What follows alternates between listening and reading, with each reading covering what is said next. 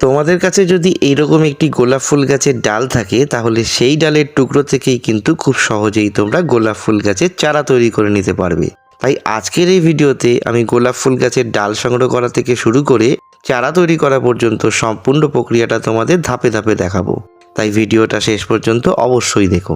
আমার হাতে তোমরা যে গোলাপ ফুল গাছের ডালটা দেখছো, এই ডালটা আমি একটি 8 থেকে 10 বছর পুরনো গোলাপ গাছ থেকে সংগ্রহ করেছি। গাছের ডাল থেকে চারা তৈরি করার জন্য চেষ্টা করবে এইরকম একটি পরিণত বা ম্যাচিওর ডাল বেছে নিতে। খুব কচি ডাল থেকে কিন্তু চারা তৈরি হবে না, কারণ চারা তৈরি হওয়ার আগেই সেই ডাল শুকিয়ে যেতে পারে। সবার প্রথমে আমি ডালটাকে ছোট ছোট টুকরো করে নেব। এখানে খেয়াল রাখতে হবে প্রতিটা ডালের দৈর্ঘ্য যেন 6 থেকে 7 ইঞ্চির কম না হয় এবং ডালটা যেন একটু মোটা ও পরিণত হয়। তাই এখানে আমি কচি ও সরু ডালগুলো কেটে ফেলে দিচ্ছি।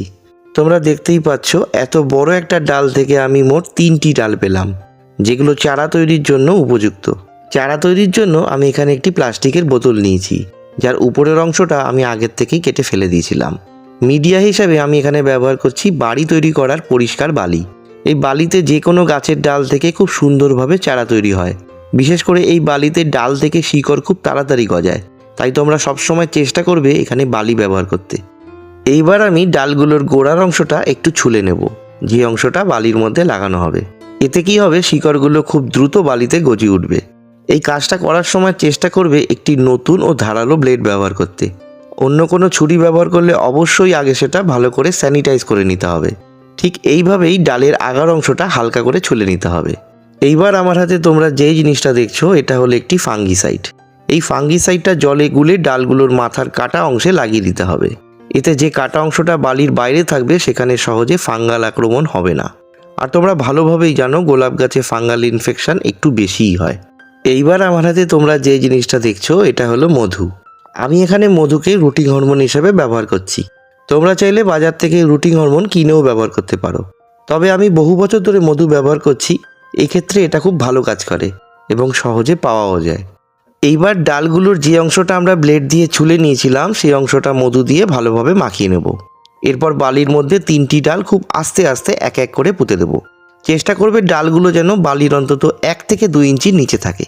এরপর বালিতে সাধারণ পরিষ্কার জল দিয়ে দেবো। যেহেতু এখানে বালি ব্যবহার করা হয়েছে, তাই জল একটুও দাঁড়িয়ে থাকবে না, সঙ্গে সঙ্গে ড্রেনে জল দিয়ে বেরিয়ে যাবে। এবার এই ডালগুলোকে একটি ছায়াযুক্ত জায়গায় রেখে দেবো। আর এখানে অবশ্যই কিছু একটা দিয়ে ডালগুলো ঢেকে দিতে হবে, যাতে ভেতরের তাপমাত্রা একদম স্থির থাকে। গোলাপ গাছের ডাল থেকে চারা তৈরি করার এটাই হলো সিক্রেট টিপস। ঠিক 9 দিন পর আজ ফলাফলটা তোমাদের সামনে রয়েছে। ভালো করে লক্ষ্য করলে তোমরা দেখতে পাবে প্রতিটা ডাল থেকেই পাতার গোড়া বের হতে শুরু করেছে। এখানে প্রতিদিন জল দেওয়ার একেবারেই দরকার নেই। যেহেতু ডালগুলো ঢাকা রয়েছে, তাই 3 থেকে 4 দিন পর পর জল দিলেই যথেষ্ট। আর কয়েকদিনের মধ্যেই প্রতিটা ডাল থেকে পাতা বের হওয়া শুরু করবে। আমি ডালগুলো আবার সেই কৌটোটা দিয়ে ঢেকে দেব।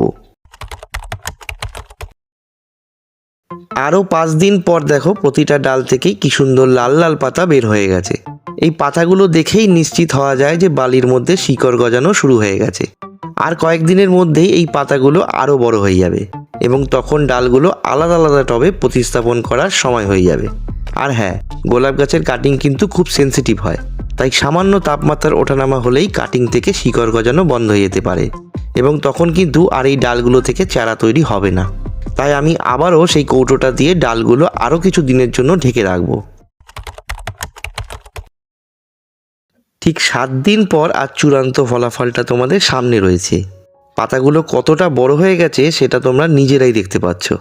এই পদ্ধতিটা অনুসরণ করলে তোমরা খুব সহজেই গোলাপ গাছের ডাল থেকে চারা তৈরি করে নিতে পারবে। আর মাত্র 6 থেকে 7 দিন এই বালিতে রাখার পর আমি চারাগুলো আলাদা আলাদা জায়গায় মাটি তৈরি করে প্রতিস্থাপন করে দেবো। আজকের ভিডিওতে তাহলে এতটুকুই। পরবর্তী ভিডিওতে আমি এই চারা গাছগুলোর জন্য মাটি তৈরি করা থেকে শুরু করে কিভাবে আলাদা আলাদা টবে প্রতিস্থাপন করব, পুরো প্রক্রিয়াটা ধাপে ধাপে তোমাদের দেখাবো। তাই চ্যানেলটা অবশ্যই সাবস্ক্রাইব করে আমার সঙ্গেই থেকো।